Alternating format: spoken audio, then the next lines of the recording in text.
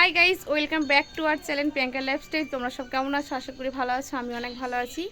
তো আজ এসেছি মায়ের বাড়ি। তার একটাই কারণ, আজ হবে চড়ুইভাতি। চড়ুইভাতি মানে জানি তোমরা সবাই জানো। আজকে আমরা একটু বাড়িতে ফ্যামিলি পিকনিক করব। তো তো চলো সব কিছু রেডি করে নিই, তারপর তোমাদের সঙ্গে আবার দেখা হচ্ছে। তো গাইজ, আমরা চলে এসেছি মাঠে পালং শাক কাটবো। তাই যদিও এটা পিকনিকের মধ্যে পড়বে না, তো আমি বাড়ি চলে যাব কালকে। তো বাড়ির জন্য নিয়ে যাবো বলে কাকিমাদের জমিতে এসেছি আমি পালং শাক কাটতে। তো চলো। তো এদিকে দেখো কতগুলো কফি লাগানো আছে, খুব বেশি নেই। তো আমার কাকিমা দেখো পালং শাক কাটছে, আর পালং শাকগুলো কত সুন্দর দেখো।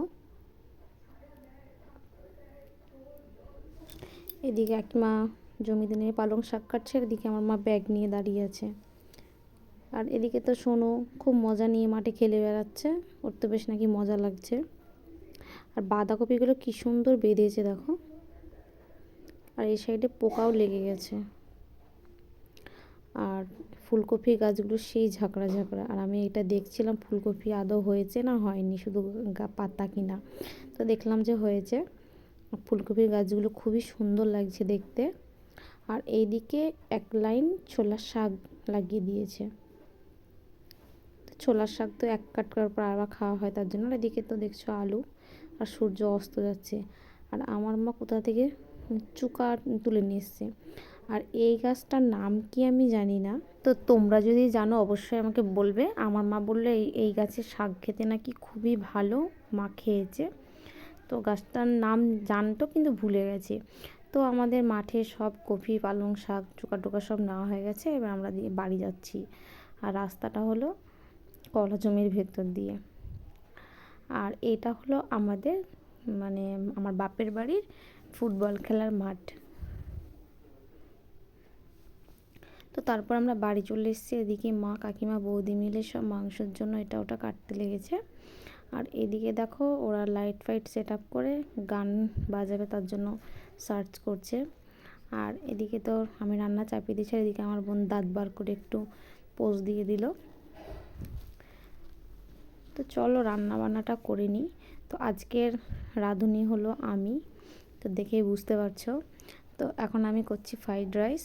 আর আমার বোন কী যেন একটা বলছিল, আর ওর সঙ্গে আমি কথা বলছিলাম।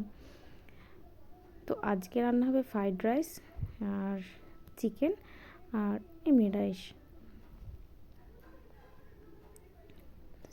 তাহলে ফ্রাইড রাইসটা আমি একটু ভালো করে নেড়ে দিচ্ছি। আর ও যে কী বলছিল আমি কিছুই বুঝতে পারছিলাম, মানে বলছিলাম কিন্তু এখন আর মনে নেই। আর এদিকে দেখো চিকেনটা কষানো হয়ে গেছে, আর এদিকে ফ্রাইড রাইসও রেডি। আর এদিকে চিকেনটাও এখন পুরো সম্পূর্ণ রেডি হয়ে গেছে। তারপর হবে নাচানাচি।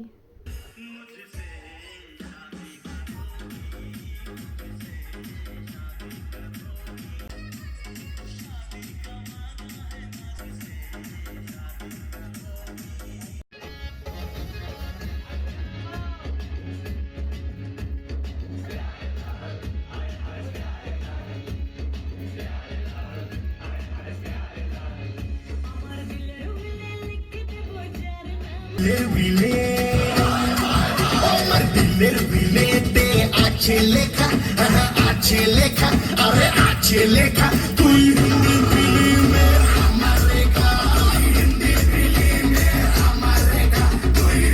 তো গাইস ভিডিওটা আজকে এই পর্যন্তই, টাটা।